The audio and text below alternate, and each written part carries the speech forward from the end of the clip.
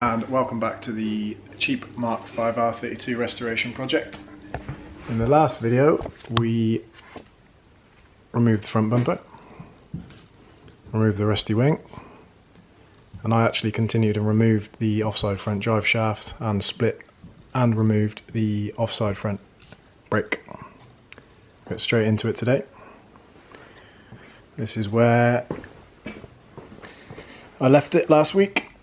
Caliper split, piston wind back in with a G-clamp, hub, ball joints off the bottom of the hub, just three, I can't remember, 13 or 16mm nuts, drive shaft removed, and disc off, and that's as far as I got. So I'm going to put on the GoPro and go straight into stripping down the other side, removing the brake. Right, first thing to do, pop these little caps off the sliders. 7mm Allen key.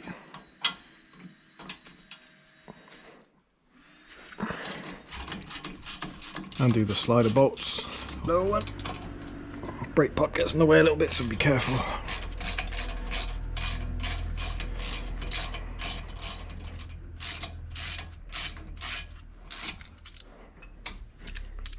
Slider bolts are undone.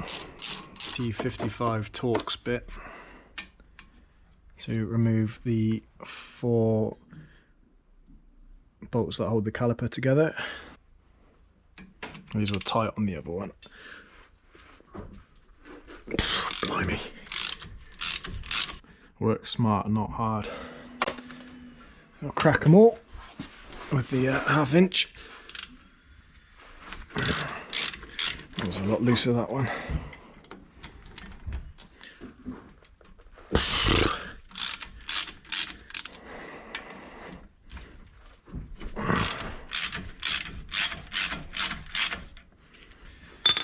And then set up a 3/8 on the gun to buzz the bolts out.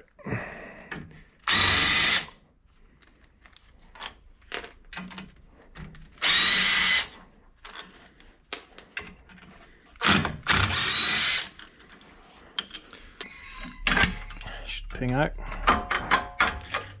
Maybe not. Let's take the whole brake off.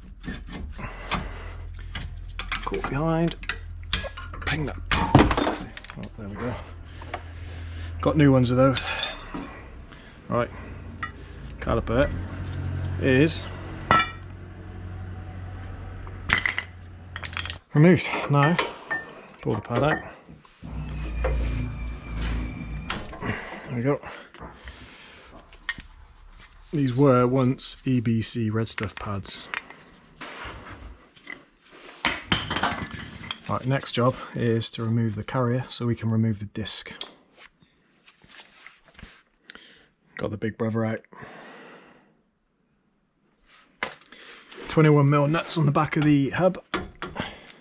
They should come out nice and easy with a little help.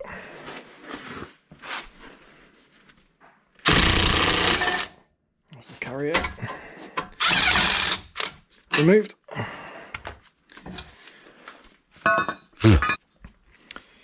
It is at this point worth making a note of the drive shaft nut, or the hub nut bolt in this case.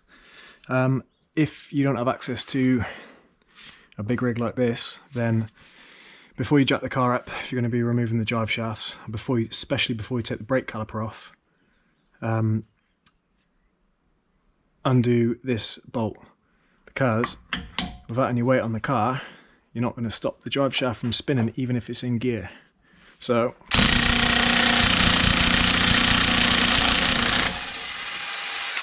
or just buy yourself one of these. Right, disc off. I think it's a T30. That'll do it. A T30 Torx bit to remove the disc I suppose I spoke too soon before, didn't I? I'm going to try and buzz it off. See what I mean? You can't undo stuff without being able to hold the disc. That's on there.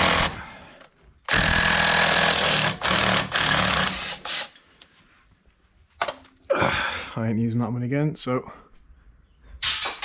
see you later.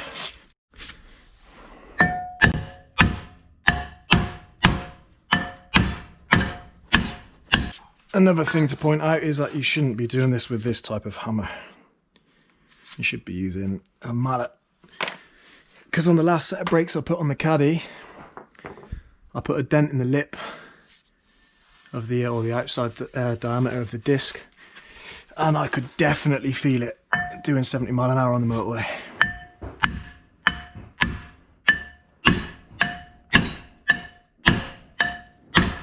There we go, she's off. Just chuck that to one side. Oh, look at this. 3 are holding it up. Oh well. I don't know what everybody else does, but I like to put all of the related fixings into a bag.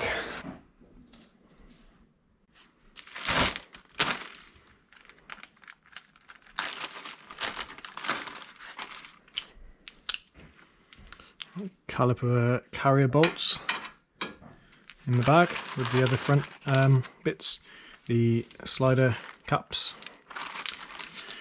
the 4 bolts that hold the caliper together on these two, this section and this section, and the sliders.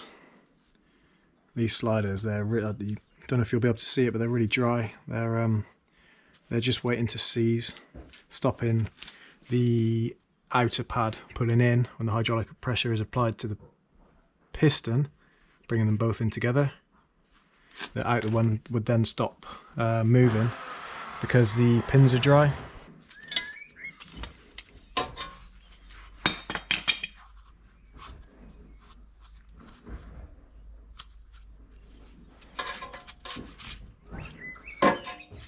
Rear brakes. Remove the drive shaft nut, which is here. Now onto the calipers. 13mm bolt on the back.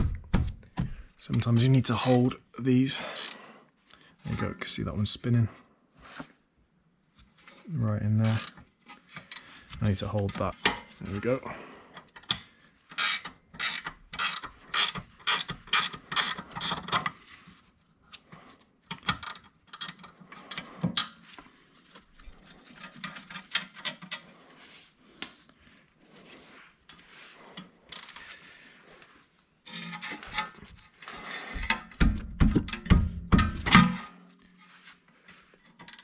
E30 Torx to remove the disc retention fixing. I'm going to replace all of those.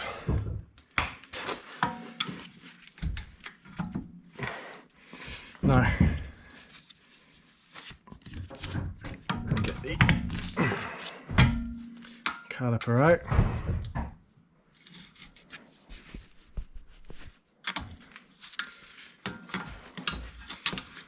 Be careful with the paint when doing this. Oops.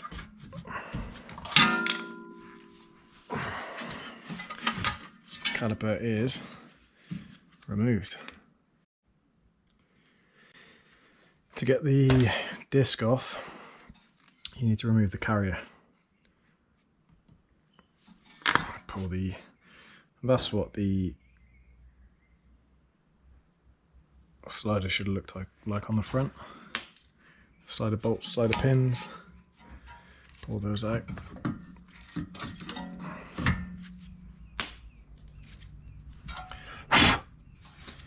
Now there's 2 big Allen bolts.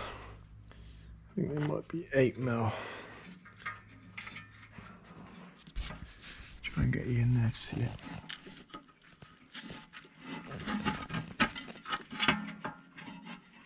What am I doing? No, they're 10 mil.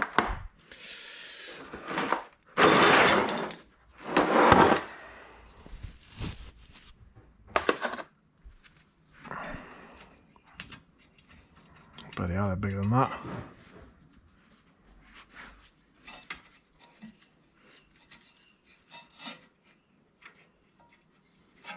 Must be 12. The disc doesn't come off unless you take the carrier off. The way I find it works best on these Volkswagen calipers is like this. You spin the piston, tighten the, I suppose, this little barrel thing up. It's a lot easier when the disc's out of the way and it's mounted to the car. Spin the piston.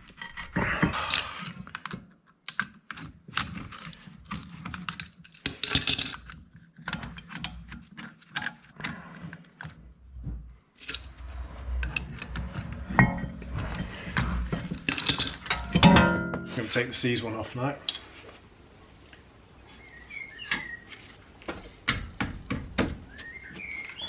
Take the caliper off. It's going to be stiff because it's seized.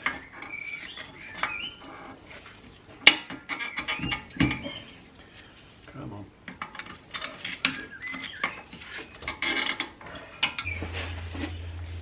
Right tool for the job.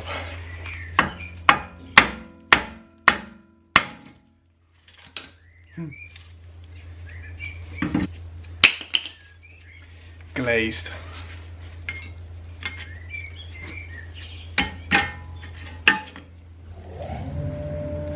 Look at that.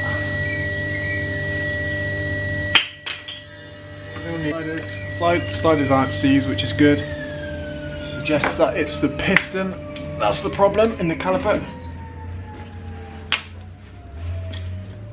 Which leads me on to the next bit. I need to get that piston out, and there's only one way I'm going to do that if it's seized. It's by pumping the brake pedal. So, what I've done, a G-clamp on the other 3 calipers to stop the pistons coming out.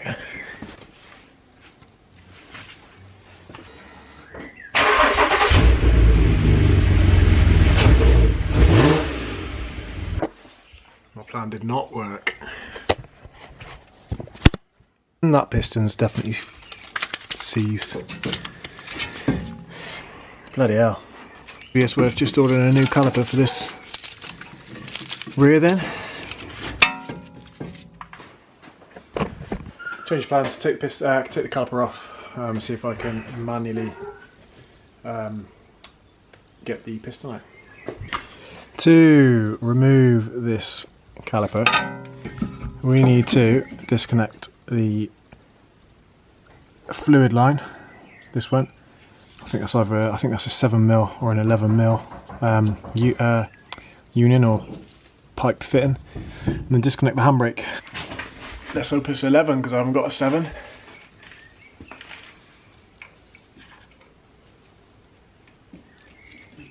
Right, tight. There we go.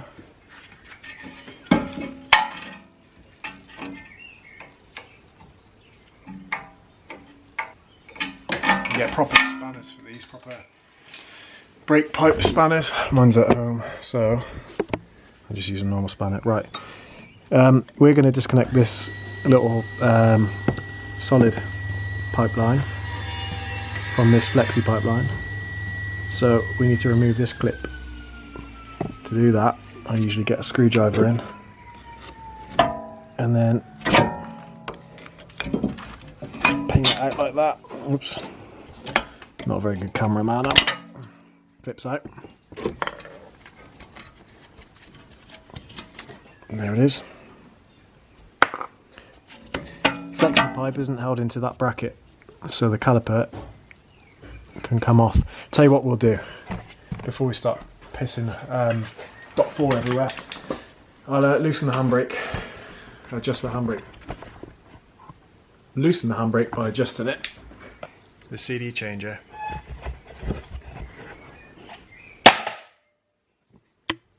Don't need that anymore. Just find what I need to get to adjust the handbrake. Probably not going to be able to see in there, a bit dark. There is that is the handbrake cable coming in. It's adjusted by a little 10mm nut which travels up and down a thread. This little basket thing travels up and down a thread, applying more or less tension onto the cables. Right, so I've removed 5 or 6 T20 Torx bits from the centre console. Now I need a 10mm spanner to adjust this nut anti-clockwise to loosen the tension on both handbrake cables. Once loose enough, I'll pull the cable out of this little basket. So I've got all the play I need at the caliper end to remove it. Wonder if I'll ever get any better with the camera at this nut coming out.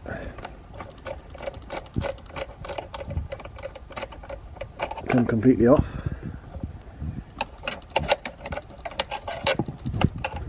Leave it. Cable is now free. Now this is the other end of the cable. Hopefully you can see that. It's going to be difficult one-handed. What you want to do, you've got a little ball end on the end of the cable there. You want to take that out of this little bracket.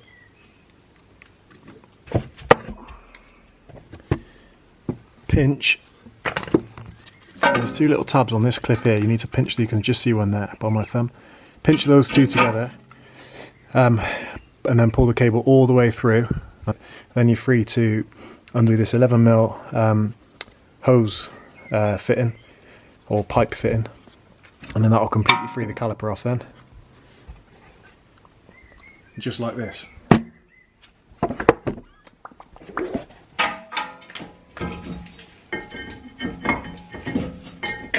There we go. Out. Now, the hose.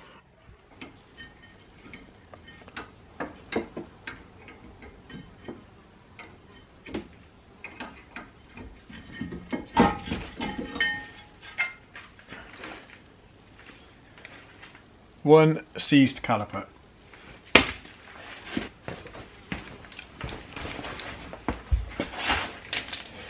I've never used these before. These are hose clamps. They are supposed to clamp your hoses, funnily enough. Try a smaller one. Bloody hell. It's only gone and worked.